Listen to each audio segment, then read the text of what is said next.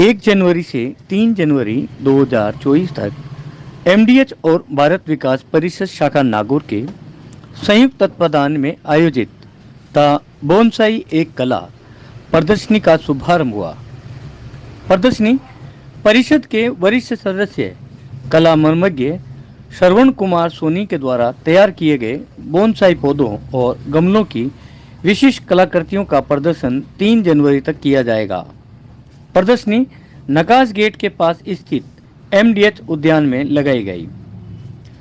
सुबह 6 बजे से 10 बजे तक समस्त शहरवासियों के लिए और शाम 5 से रात्रि 8 बजे तक केवल महिलाओं के लिए प्रदर्शनी देखने का समय रहेगा। कलाकार सोनी द्वारा इस कला के तहत विभिन्न पौधों को विभिन्न प्रकार के आकार आकृतियां प्रदान किए गए हैं।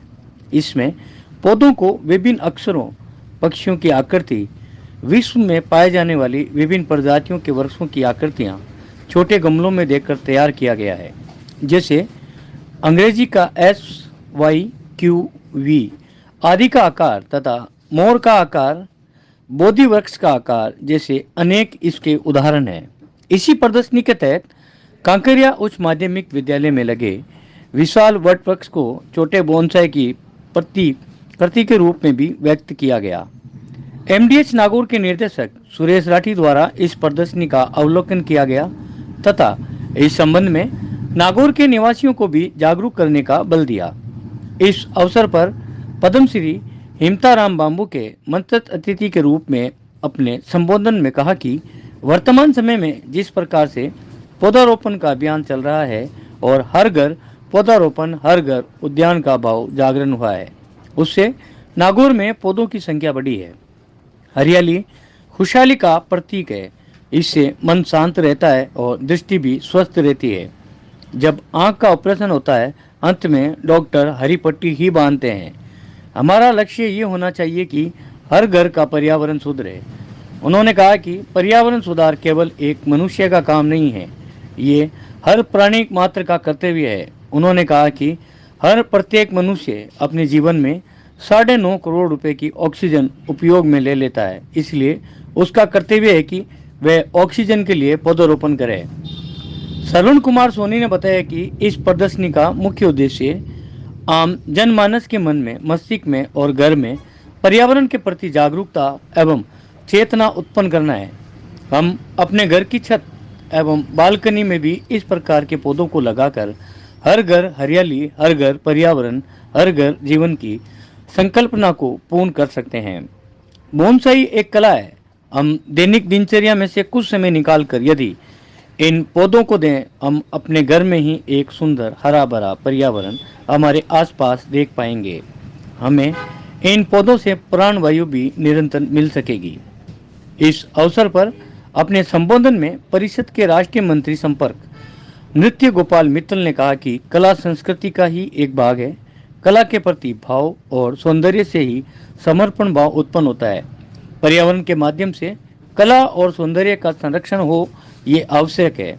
उन्होंने हर घर को ऑक्सीजन का सिलेंडर बनाने के निमित्त कार्य करने के लिए पर्यावरण प्रेमियों से आग्रह किया ताकि नागरिक भी इससे प्रेरित हों। उन्होंने कहा कि संकल्प, दृढ़ इच्छा शक्ति, समर्पण व परिश्रम व्यक्ति की सफलता के पीछे होता है और संकल्प से ही सिद्धि की प्राप्ति होती है, जो इस पर्यावरण कला प्रदर्शनी में दिखाई देती है। इस अवसर पर नगर परिषद सभापति मीतू बोत्रा व जवाहरलाल नेहरू राजकीय चिकित्सालय ब्लड बैंक प्रभारी डॉक्टर सुनीता आर्य ने भी अपने विचार व्यक्त किए। कार्यक्रम का संचालन शरद जोशी ने किया, जबकि परिषद के वरिष्ठ सदस्य बालकिशन बाटी ने आभार ज्ञापित किया।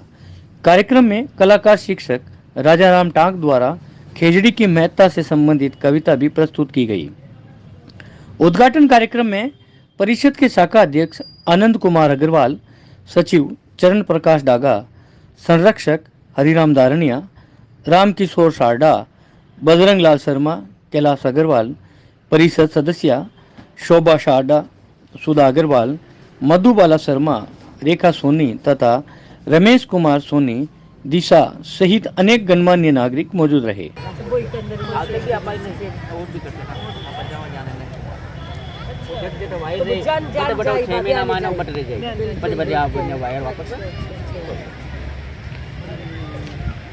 अच्छा जगह का वास्ते ये वायर वगैरह सब लेकिन सब शेप भी मतलब आप खुद दे रही हो बिल्कुल ये डायरेक्ट तो देखो ना क्वालिटी सब एक ही है हाँ एक ही क्वालिटी मायने जान हमारा 150 पौधा तक पूरा तो 150 को मायने आप चलाना अलग अलग आकृति अलग अलग पूरी आकृति हाँ बिल्कुल बिल्कुल बहुत बहुत मेहनत बहुत है लेकिन अच्छा हाल लोग मारे सब मतलब हुई ना धीरे धीरे हुई भाई तो धीरे धीरे हुई हाल लोग मालूम नहीं बस टाइम लागे सब टाइम लागे सही बात है लेकिन आज तो देखो फॉरेस्ट है जंगल का मायने कोई भी पेड़ हुई ना वो आपकी मन मर्जी में बढ़े क्यों बटे मैंने कोई काटने संग जन देखो आपकी स्टाइल बनानी चल वो अपन एक नेचुरल जो पेड़ हुआ फिर नीम को पीपल को इस टाइम का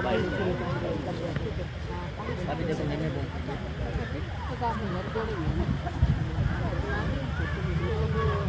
स्प्रे का नाम क्या है बोनसाई आज अभी तुम्हारे एक चौथी एक ना पापा डंबो नहीं ये 8 तक आ जाए ना बच्चे ने पूरा कर जब तक 8 नए आए हैं तो आपको क्या महसूस हुआ और आपको कैसा लग रहा है और क्या जानकारियाँ ली आपने से?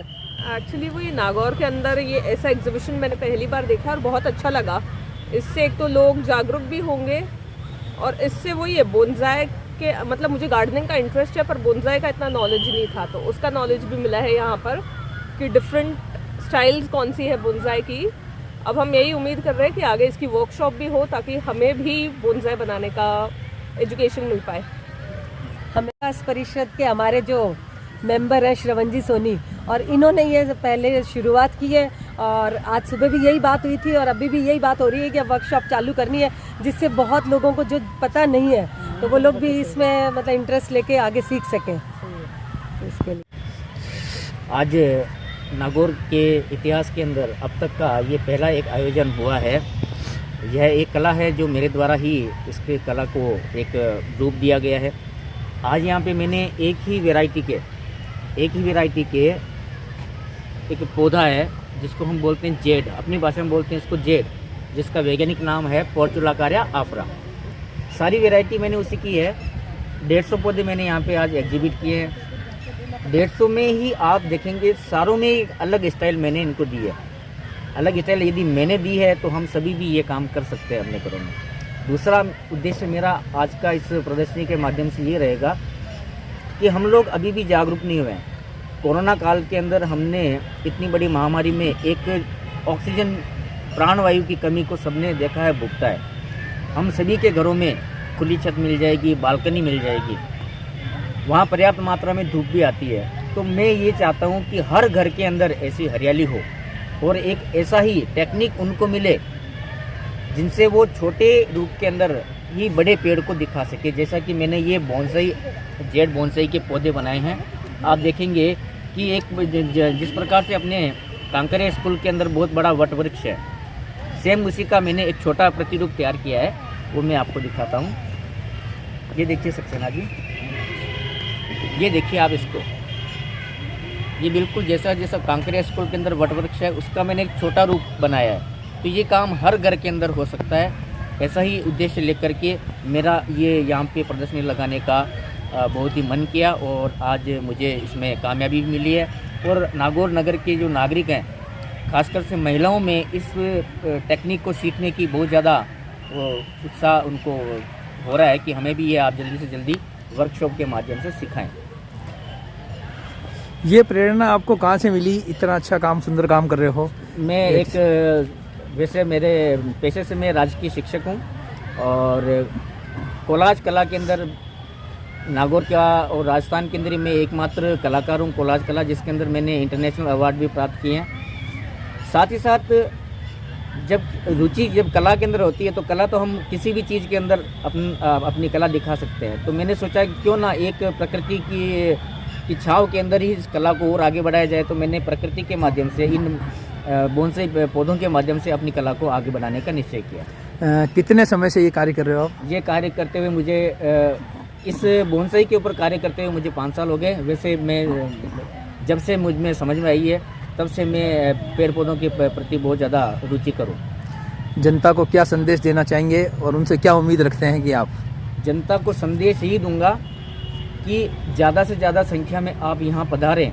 जिस प्रकार से एमडीएस ने आज नागौर को एक इतना बड़ा वरदान इस पार्क के माध्यम से दिया है, तो इस पर्यावरण के इस क्षेत्र में आकर के इस छोटी सी एक एग्जीबिशन में आकर के आप ये सीख सकते हैं और ये एक संकल्प करके यहाँ से जाएं कि अब मुझे भी ये काम मेरे घर पे, मेरे घर की छत पे और मेरी बालकनी में करना है। उससे हमारा पर्यावरण बहुत शुद्ध हो जाएगा। जो ऑक्सीजन की कमी हमने कोरोना में देखी है, शायद आने वाले समय में और ना देखनी पड़े। इस प्रदर्शनी के बाद अगर कोई आपसे मिलकर इस चीज़ की जानकारी लेना चाहे तो कहाँ ले सकता है और कैसे? प्रदर्शनी में वो पहले बात तो प्रदर्शनी में पधारें। प्रदर्शनी में आएंगे तो उनको ब्रोशर में दूंगा। ब्रोशर में ही इस टेक्निक के बारे में आधी जानकारी है। उसके अंदर मेरे संपर्क सूत्र, मोबाइल नंबर भी दिए हुए हैं। वो जब भी चाहें इस प्रकार से कोई भी जानकारी उनको लेनी है तो मैं हर वक्त ये जानकारी देने के लिए तैयार हूँ, क्योंकि मैं एक उद्देश्य लेकर के चला हूँ, हर घर हरियाली, हर घर पर्यावरण, हर घर जीवन।